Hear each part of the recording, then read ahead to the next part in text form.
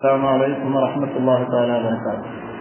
الحمد لله رب العالمين والصلاة والسلام على رسول الله صلى الله عليه وسلم. ஜெனத்துக்குரியவர்களே, ரமலானுடைய ஒவ்வொரு நாளும் அல்லாஹ்வை பயந்து நிறைய கடமையான இன்னும் அதிகப்படியான நஃபிலான முஸ்தஹப்பான சுன்னத்தான விஷயங்களை எல்லாம் ஒவ்வொன்றாக நாம் கடைபிடித்துக் கொண்டிருக்கின்றோம். அல்ஹம்துலில்லாஹ். அல்லாஹ் நம்மிடமிருந்து அனைத்தையும் கபூல் செய்து ஏற்றுக்கொள்வானாக. ஆமீன். கண்ணியத்திற்குரியவர்களே, நாம் செய்யக்கூடிய இந்த இபாதத்துகள் எல்லாம் அல்லாஹ் ரப்பல் ஆலமீனை பயந்து முக்கியமாக நம்முடைய நஃப்ஸை கட்டுப்படுத்தியவர்களுக்காக வேண்டி அல்லாஹ் ரப்பல் ஆலமீன் நிறைய வெகுமதிகளை, நற்கூலிகளை, பரிசுகளை அல்லாஹ் மறைமுகமாக வைத்திருக்கிறார். அவைகள் அல்லாஹ் இன்மையிலே இல்லை என்று சொன்னாலும் மறுமையிலே அதை வெளிப்படுத்தி நம்மை கண்ணியப்படுத்துவார். அருள்முறை வார்த்தையில அம்மாமன் காச மகாம ரப்பிஹி வனஹன் நஃப்ஸ அனில் ஹவா ஃபஇன்னல் ஜன்னத ஹியல் மஅவா என்று அல்லாஹ் ரப்பல் ஆலமீன் ஒரு இடத்திலே பேசுவார். நாம் அல்லாஹ்வை பயந்து வாழ்ந்தால், நம்முடைய நஃப்ஸை கட்டுப்படுத்தி வாழ்ந்து விட்டோம் என்று சொன்னால் அல்லாஹ் உயர்ந்த சொர்க்கத்தை நமக்கு பரிசளிப்பதாக, வெகுமதி அளிப்பதாக அல்லாஹ் அருள்முறையின் வார்த்தையின் மூலமாக வாக்களிக்கிறார். அதெல்லாம் மனம் போன போக்கிலே வாழாமல் நம்முடைய நஃப்ஸை கட்டுப்படுத்தி நாம் வாழ்வது என்பது அவ்வளவு எளிதான விஷயம் அல்ல. நம்மையும் மீறி நம்முடைய நஃப்ஸு நம்மை வழிநடத்திக் கொண்டிருக்கின்றது. அந்த நஃப்ஸை யார் கட்டுப்படுத்துகிறார்களோ நிச்சயமாக அவர்கள் எல்லா விதமான நல்ல அமல்களையும் சீராக சரியாக செய்துவிட முடியும். எந்தவித தடங்களும் இல்லாமல் நாம் செய்ய முடியும். ஆகவே நாம் முதலிலே நம்முடைய நஃப்ஸை கட்டுப்படுத்த வேண்டும். நபீனா யூசுப் அலைஹிஸ்ஸலாம் அவர்களுக்கு தெரியும். அல்லாஹ் அருள்முறையில் அவர்களை பற்றி ஒரு சூறாவிலே முழுவதுமாக அல்லாஹ் இறக்கியிருக்கிறான். அவருடைய வாழ்க்கை வரலாறுகளை சொல்லி காண்பிப்பான்.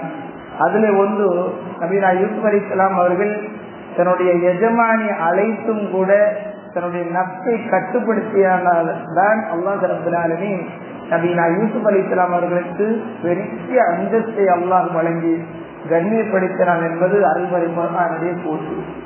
நாம் நஃப்ஸை கட்டுப்படுத்த விட்டால் நிச்சயமாக அனைத்தையுமே நாம் வென்று விடலாம்.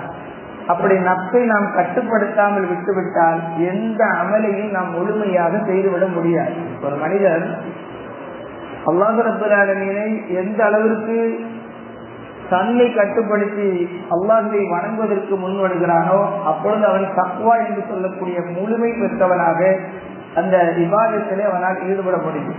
மனதை பக்குவப்படுத்தினால் மாத்திரம்தான். உள்ளம் என்பது எதாவது சொல்லுவாங்க, உள்ளம் என்பது ஒரு கண்ணாடியை போல என்பதாக சொல்வார்கள். அந்த கண்ணாடி எவ்வளவு அழுக்காக இருக்கிறதோ நாம் எப்படி பார்த்தாலும் நம்முடைய முகமும் அதில் அழுக்காகத்தான் தெரியும். அதே போல ஒருடைய உள்ளம் என்பது அழுக்கு படிந்து விட்டால் தன்னை போலவே மற்றவர்களையும் பார்ப்பார். நம்ம எப்படி இருக்கிறோம், அவரும் அப்படித்தான் இருக்கிறார் என்பதாக மற்றவர்களையும் அந்த நல்ல எண்ணம் இல்லாததை கொண்டு மற்றவர்களையும் அப்படித்தான் பார்ப்பார்.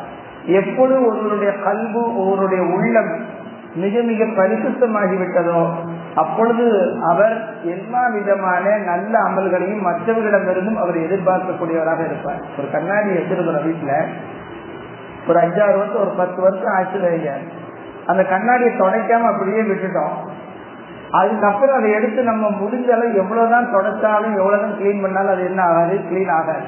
நம்ம என்ன நினைக்கிறோம், இந்த சின்ன வயதிலேயே நம்ம இபாதத்துல ஈடுபடணும், நாம் ஏன் தக்வாவோடு இருக்க வேண்டும், இன்னும் கொஞ்சம் காலம் போட்டுமே, அதுக்கப்புறம் நம்ம வயதுலாம் அதிகமான பிறகு நாம் இபாதத்துல ஈடுபடலாம் என்பதாக நம்முடைய நஃப்ஸை நாம் கட்டுப்படுத்தாமல் மனம் போன போக்கிலே நாம் நடக்கின்ற பொழுது அல்லாஹ்விடத்திலே அதற்குரிய கூலிகளை நாம் பெறவே முடியாது என்பதை நாம் சிந்தித்து பார்க்க வேண்டும்.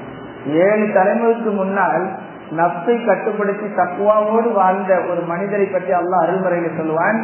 அவர்களுடைய சொத்துக்களை நாம் பாதுகாத்தோம். அபூஹுமா சாலிஹா என்பதாக அல்லாஹ் அந்த மனிதரை பற்றி சொல்லுவான். அந்த மனிதர் நபியோ அல்லது வேறு யாரோ அல்ல, சாதாரண ஒரு மனிதர் தான். ஆனால் நஃப்ஸை கட்டுப்படுத்தி தக்வாவோடு வாழ்ந்தார். அவர் சாலிஹான மனிதர் என்பதாக அல்லாஹ் சொல்றான். அது மாத்திரமல்ல, அந்த அவர்களுடைய அந்த சொத்து அவர் பிள்ளைகளுக்காக வேண்டி ஒரு சுவருக்கு கீழே ஒளிச்சு வச்சிருந்தாரு. அந்த சுவரு ஆடி அந்த சொத்துக்கள் வெளியே தெரிந்த பொழுது அல்லாஹ் அதை பாதுகாப்பதற்காக வேண்டி ஒரு நபியையும், குர்ஆனுடைய வார்த்தை, அல்லாஹ் ஒரு நபியையும் ஒரு வலியையும் ஏற்படுத்தி அந்த சொத்துக்களை பாதுகாத்ததாக அல்லாஹ் அருள்மறையில சொல்லி காண்பிப்பார்.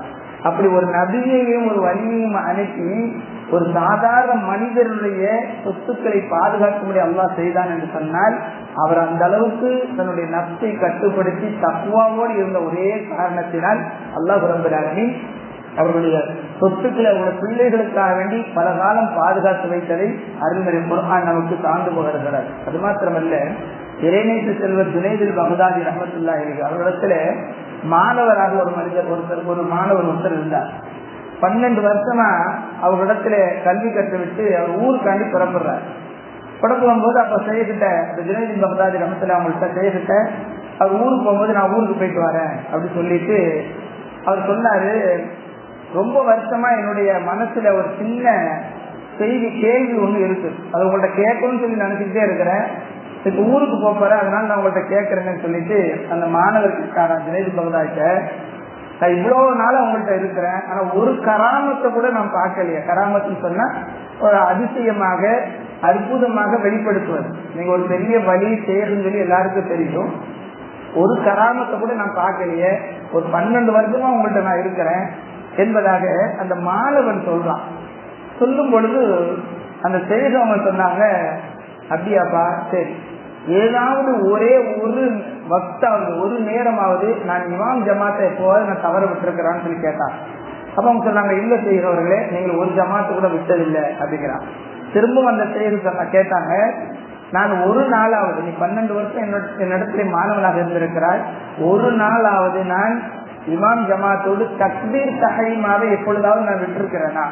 இமாம் தக்பீர் கட்டும் பொழுதே நான் தக்பீரில் இருந்து தக்பீர் தஹரீமாவை விடாமல் நான் தொழுதிருக்கிறேன், எப்பொழுதாவது ஒரு நாளாவது நான் விட்டிருக்கிறேன்னு சொல்லி கேட்கிறாங்க.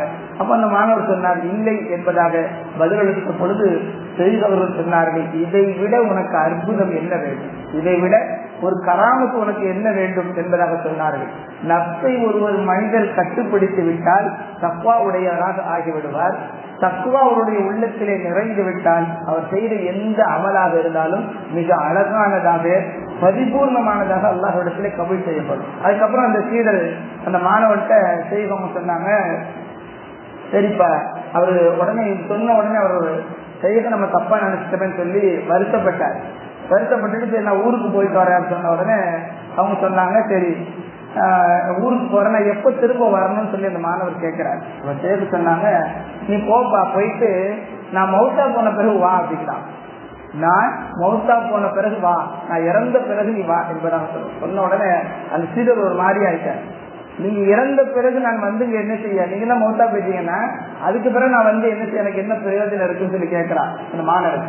அப்ப செய்தவங்க சொன்னாங்க, நான் மௌத்து என்பதாக சொன்னது என்னை சொல்லவில்லை, நீ சொன்ன இல்லையா நான் என்று சொல்லக்கூடிய அகம்பாவம். அதாவது உங்கள்கிட்ட நான் இது வரைக்கும் ஒரு கராமத்தை கூட பார்க்கலையே அப்படின்னு ஒரு மனிதர் ஒருவரிடத்திலே சொல்லுகின்றார் என்று சொன்னால், அந்த மாணவன் தன்னை உயரமாக நினைத்து கொண்டார். அதை வெளிப்படுத்தி அந்த செய்தவங்க பாடம் நடத்துறாங்க. நான்ங்கிறத அகம்பாவம் உன்னுடைய உள்ளத்திலே அழிந்து விட்டது என்று சொன்னால் அப்பொழுது அது இறந்துவிடும்.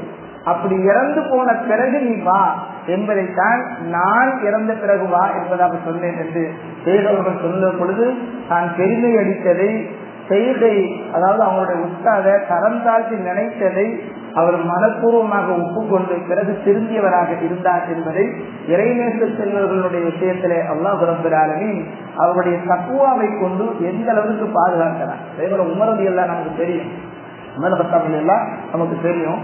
அவங்க தோல்ல என்ன செய்யறாங்க, தண்ணி தோல் பை இருக்கும் இல்லையா, இந்த குடம் மாதிரின்னு வச்சுக்கோங்களேன், அந்த தண்ணி தூக்கிட்டு போறாங்க.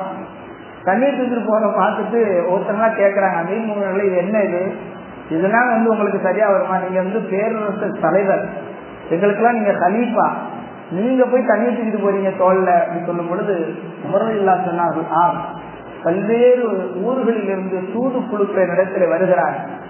எனக்காக வேண்டி அவர்கள் கட்டுப்பட்டு, அதாவது என்னுடைய வார்த்தைக்காக வேண்டி அடிபணிந்தவர்களாக என்னை கலிப்பாவாக ஏற்றுக்கொண்டவர்கள் வந்து நினைக்கிறாங்கன்னா எனக்கு கீழே கட்டுப்பட்டு நிற்கிறாங்க.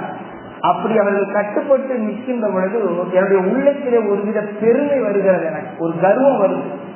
அந்த கர்வங்கிறது என்னுடைய உள்ளத்திலே ஒரு காலமும் இருக்கக்கூடாது. அதை நான் என் உள்ளத்திலிருந்து அதை அழிக்க வேண்டும் என்பதற்காக வேண்டிதான் நானும் உங்களை மாதிரி தண்ணி தூக்கி போனா என்ன தப்பா என்பதாக சொன்னவர்கள் உமர் ரலியல்லாஹு அன்ஹு அந்த தண்ணியை கொண்டு போய் ஒரு அன்சாரி பெண்மணியுடைய வீட்டிற்கு போய் பாத்திரத்துல தண்ணியை ஊத்திட்டு வந்தான். அந்த பெண்ணுக்காக என்ன செஞ்சாங்க, எடுத்துட்டு கொண்டு போய் ஊத்திட்டு வந்தான். தன்னுடைய தோளிலே ஒரு ஜனாதிபதியாக இருந்த உமர் ரலியல்லாஹு அன்ஹு அவர்கள் தூக்கிட்டு போனாங்கன்னு சொன்னா என்ன காரணம்? யாரும் இந்த கர்வம், நான் என்று சொல்லக்கூடிய அகம்பாவம் யாருடைய உள்ளத்திலே இருந்தாலும் அங்கே இறையச்சம் என்பது ஒரு காலமும் நடக்காது. அதைத்தான் அல்லாஹ் ரப்பல் ஆலமீன் சொல்கிறான், என்னை பயந்தால் நிச்சயமாக அவருடைய உள்ளம் பரிசுத்தமாகிவிடும், தக்வா குடியேறிவிடும், அவர் என்னிடத்தில் செய்யக்கூடிய எல்லா அமல்களுக்கும் நற்கூலிகளை நிறைவாக நான் வழங்குவேன் என்பதாக அல்லாஹ் அருள்முறையிலே சொன்ன வார்த்தை நாம் ஞாபகப்படுத்திக் கொள்ள வேண்டும். அல்லாஹ் ரப்பல் ஆலமீன் இது போன்ற அருள்முறை குர்ஆனுடைய வசனத்தின் மூலமாக நிறைய விஷயங்களை தன்னுடைய அடியார்களுக்கு ஆங்காங்கே உபதேசம் செய்து கொண்டுதான் இருக்கிறான். ஆனால் யாராவது ஒருவர் இந்த அகம்பாவம் போன்ற உள்ளத்தில பெருமை அளிக்கக்கூடிய விஷயம் இருந்தால் அதை கண்டிப்பாக நாம் இல்லாமல் ஆக்கிவிட வேண்டும்.